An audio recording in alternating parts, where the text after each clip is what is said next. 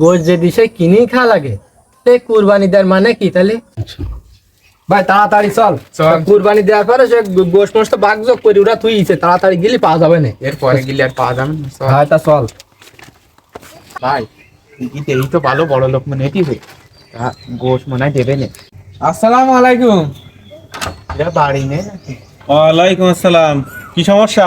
ভাই ভাই মেলা দূরিত্বে আইলাম, একটু গোশ দেবেন?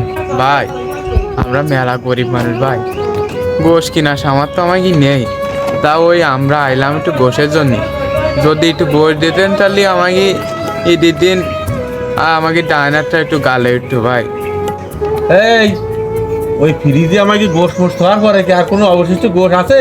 না, গোশ তো আর নেই। না না না না, গোশ নেই। এই কুরবানি দিয়ে একটু গোশ খাবো ভাবি, তাই এই সমস্ত খৈর ভাইয়ের জ্বালা আর শান্তি নেই বলে যা গোশ খাবো না।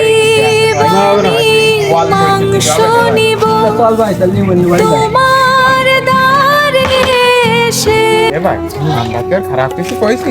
ওই তো। আমরা একটুখানি তো গোশ চাইছি, তা দিল্লি কি একটু ওই তো তার দুর্ব্যবহার করলো, দেখলি কিরাম।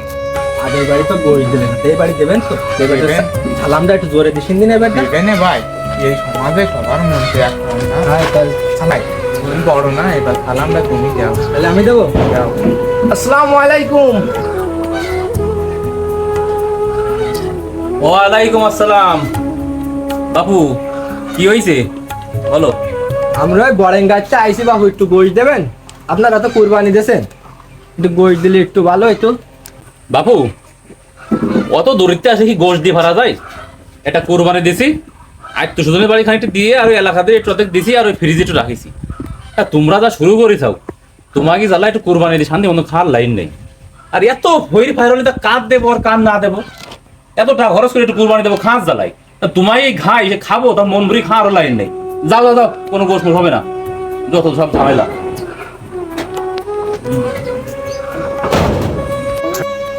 এ ভাই আমায় কি মনে হয় রে কুরবানি দিয়ে গোশ খাওয়াবে না?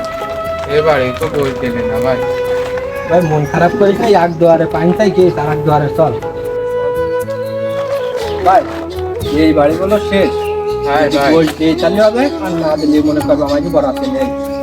গরিব বলে তো ভাই সম্মানটা আছে। ভাই চল চাই যাই কি ভাই। আসসালামু আলাইকুম। ওয়ালাইকুম আসসালাম। ও গোশ পার্টি আর একটু সেখানে আগে আসলো না বাবু, সব ফুরোয় গেছে। তোমাকে মতো 100 পার্টি আসলো আগে, তা সব ফুরোয় গেছে, দিয়া হয়ে গেছে। যাও এখন যাও, এখন হবে না। আমার স্বপ্ন যাচ্ছে ভেসে। তোমরা বাবু আবার দাঁড়ায় রয়ে যাও, যাও যাও। এই সমস্ত ফইর ভাইয়ের জ্বালা একবার কুরবানি দিছি, সামনের ঈদ পর্যন্ত খাবো। যাও তোমরা যাও, চলে যাও। ভাই আর কি হচ্ছে না ভাই, আর এটা একটু বসি না তাহলে। ভাই এই এলাকায় কত বড় লোক মানুষ আছে, কত বড় বড় গরু কোরবানি দেবে, তা আমায় কি কেউ একটু গোশ দেবে না ভাই? তুই ঠিকই কইছিস ভাই, ওই যে পেপার পত্রিকায় দেখতেছি 30 লাখ টাকা 35 লাখ টাকার গরু কিনে সব কুরবানি দেবে শুনতেছি। আসলে সে কুরবানিটা দিচ্ছে কনে? আমার মতন গরিবরা যাই তো আমরা কোনো জায়গায় গোশ পাচ্ছি না।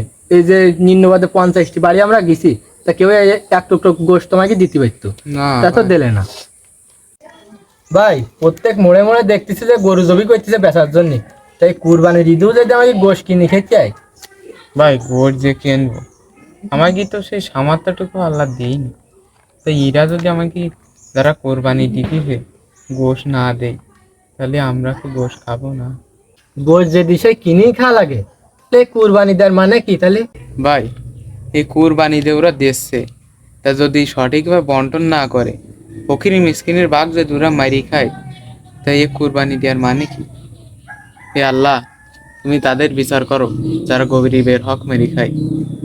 ভাই এই যারা কুরবানি দিচ্ছে না, এই সব হচ্ছে লোক দেখানি কুরবানি। মনে হয় না এবার আর গোশ খাওয়াবে এই কি ব্যাপার, এই জায়গায় বসে কি গল্প করতে চাও? ভাই আমরা আমরা পাশের বড়েঙ্গা গ্রামের চাইলাম একটু গোশের জন্য, প্রায় 50টি বাড়ির মতো ঘুরেছি আপনাকে গ্রামে, তা কেউ আমাকে এক টুকরো গোশ দিইনি ভাই। তাই ভাই এই সারা বাড়ি এই ঘুরি পা আমার ব্যথা হয়ে গেছে, কষ্ট গেছে, তাই একটু বইছি। কি আর কব ভাই তোমাকে, সমাজ এখন বড়ই নিষ্ঠুর। এই নিজের এলাকায় তাই গোশ দিচ্ছে না, আর তোমরা এসেও তো ওই বলেন যা কত দূর, তোমাকে গোশ কিভাবে দেবে বলতে পারো একটু? তাহলে আর কি আর করা, চলো আমার বাড়ি চলো, যেটুকু আছে ওইটি বাগযোগ কই দিবা নে, আর আমার বাড়িতে খাইতে যাবা বলো, চলো চলো আমার সাথে চলো। একটা মানুষ মানে ভালো পাওয়া গেল ভাই হ্যাঁ, এলাকার মধ্যে এই বাড়িটা একটু ভালো আছে। গরিব আমি মাংস নিব তোমার দ্বারে এসে, দুর্ব্যবহার করলে তুমি আমার স্বপ্ন যাচ্ছে ভেসে, তোমার কুরবানি হালাল হোক।